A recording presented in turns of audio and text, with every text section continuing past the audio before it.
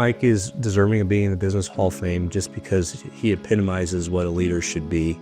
His volunteer acts, just his willingness to help anybody out, to open up not only himself but his company to just helping out not only the Lincoln community through Kawasaki, but the entire state. I really believe Mike Boyle has a vision. He can see things down the road that maybe all of us can't see, it seems, and he always has kind of goals and targets in mind and a vision on how to get there. And I think he mentors his staff and others that work at Kawasaki to think that way also and help us to achieve those goals as well. I never intended to be in senior management here. When I hired on, I wanted to be an engineer. I told the guy interviewing me, which was the current engineering manager, that was my goal, to be the engineering manager here at the Kawasaki plant. So I took on any kind of role that kind of came up and just kind of went with it. Whatever opportunity arose, I tried it, even if it was a little bit out of my wheelhouse. With those experiences, I built a lot of trust with our Japanese colleagues. And one thing led to another, and here I am. I came from a military family, and we moved every 3 years. And when my dad retired, we settled here in Lincoln. I was a non-traditional student, so after high school, I worked for a number of years, and I worked at the Kawasaki assembly line, building motorcycles. During that time, I decided that I wanted to become an engineer, after seeing what engineers were doing at Kawasaki. So I graduated from the University of Nebraska 40 years ago, and I've stayed with one company ever since. And the reason why is that I have always had interesting work here at Kawasaki. I have never had any reason to look for greener pastures. Kawasaki liked to be the quiet little company when I started here. And as we've grown, Mike was growing into that leadership area, and we had to come out of our shell to start looking at finding workers and growing.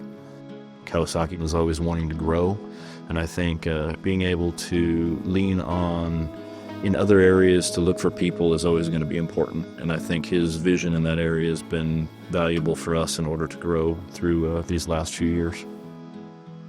We have over 17 different languages spoken here at the plant from different immigrant groups or refugee groups, and it is really important to understand their needs and expectations. I remember when Kawasaki was just 300 or 400 employees and the way they grew, but I think a lot of that had to do with his philosophy and the company's philosophy of teamwork. We've modified our company policies to where we adapt to the different requirements and different cultures that our different groups here have. We now instruct in multiple languages, not just English.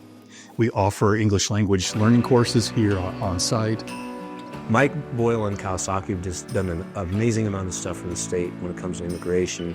They've really been a leader and made it okay in a state where a lot of people are kind of hesitant to do things about immigration. They've really led the charge in saying, hey, this is okay. It's not just okay, but this is important. This is something we have to do. One of the things that Mike really brought outside that benefits the state is the picture of manufacturing as a contributor to the GDP of Nebraska, and then working and getting involved to unify the efforts of manufacturers. I was part of the formation of the Nebraska Manufacturing Alliance, and I was also 2021 board chair for the Nebraska Chamber of Commerce.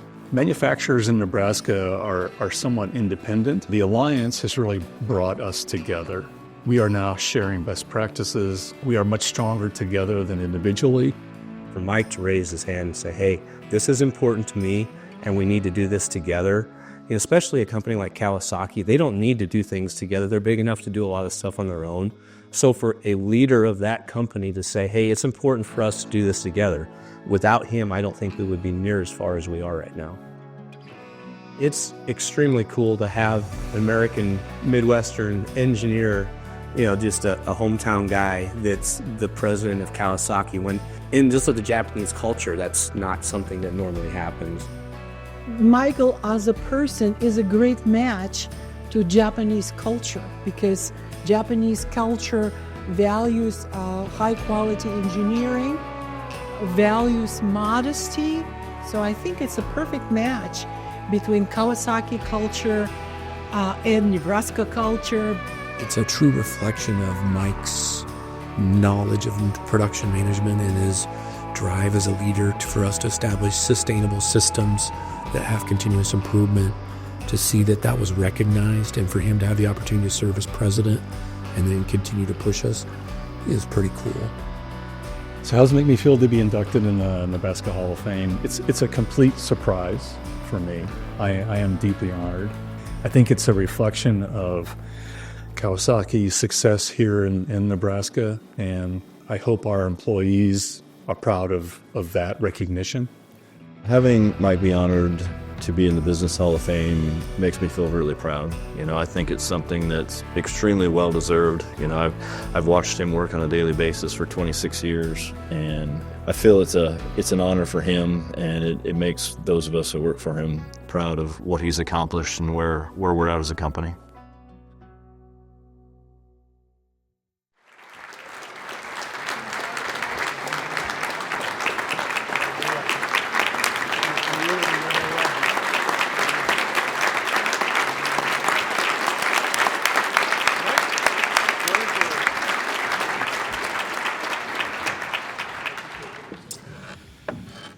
Thank you, everyone. That was a great video, by the way. Good job. Appreciate it. You made us look good. I'd like to tell a couple of stories about two gentlemen that influenced my career early on. I promise this will only take about 5 minutes, Brian. So, okay. I was a proud graduate of the University of Nebraska in mechanical engineering. There were several courses that our students knew that were very challenging, and they kind of weeded out students from the engineering program. One of those courses was Engineering Mechanics 317, simply called Dynamics. It used physics and calculus to describe bodies in motion. The class professor was Mr. Joseph Panarelli. He was a big man, about 300 pounds, a no-nonsense guy with a New York accent. He could have been cast on The Sopranos or Goodfellas. His class met 3 times per week, and every class we covered several new engineering concepts. It was very fast-paced. If you fell behind, you were in big trouble. Mr. Panarelli assigned a lot of homework after each class. The homework was necessary to reinforce the daily lecture because there were so many concepts going on. He would select one of the homework problems and apply it to each test that kind of came up. We never knew which one, and the problems accounted for about 20% of the test results. Because of that, and because the class was so demanding, students began studying together. And after studying for a few hours in the evenings, we all go out for a couple of beers to unwind. Without realizing it, we had become a team. If a company had hired that group of students, it would have had a highly functioning team on its hands. So Mr. Panarelli, he fabricated this tough guy persona to motivate his students, but when you got to know him, he was just a gentle giant. And 40 plus years later, the experiences of that class remain with me. Mr. Takehiko Saiki arrived in Lincoln as the Kawasaki plant president. He descended from a samurai family and still observed the Bushido, or samurai's code. Mr. Saiki stood 5 foot 4 inches tall, but had a huge presence.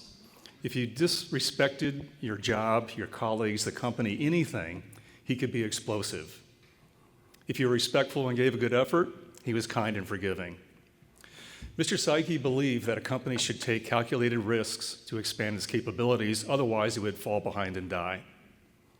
At the time, we were welding and painting seat frames for Chrysler K cars. I think a lot of you remember the K cars. They were inexpensive, and they helped Chrysler recover from bankruptcy.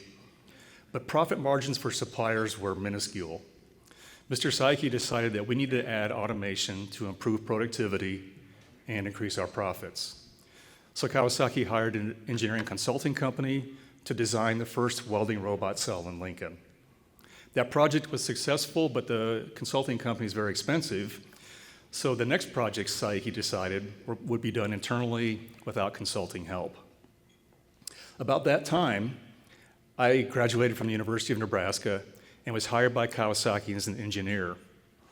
My first project was to implement the next welding robot cell in Kawasaki using that first one as a guide. So I had to design the entire system, assist our maintenance staff in getting it built, and get the robot running, get the robot cell running. After 9 months, we turned the robot on, but there was a problem. The parts the robot welded were inconsistent. The robot could not sense the different part sizes. Those parts are made by a different manufacturing company. It was too expensive to change how they were made, so I had to spend a lot of time modifying the robot cell to adapt to the different part sizes. And every day, Mr. Saiki would come out to see how I was doing, offering encouragement. He never got angry with me or complained about how long it was taking. After several months of trial and error, I finally figured out a solution. But the solution made the robot too slow. The project was a failure. I'd spent over a year and hundreds of thousands of dollars on my first project, and it failed. Not a great start for a new engineer.